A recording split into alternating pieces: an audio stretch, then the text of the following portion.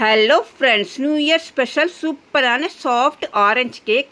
Chocolate கேக்லாம் try பண்ணியிருப்பீங்க. சூப்பரான ஆரஞ்சு கேக். ஒரு ஆரஞ்சு எடுத்து தோலெல்லாம் நீக்கி அது உள்ளே இருக்க சுளையெல்லாம் எடுத்து மிக்ஸில் நல்லா அரைச்சிக்கோங்க.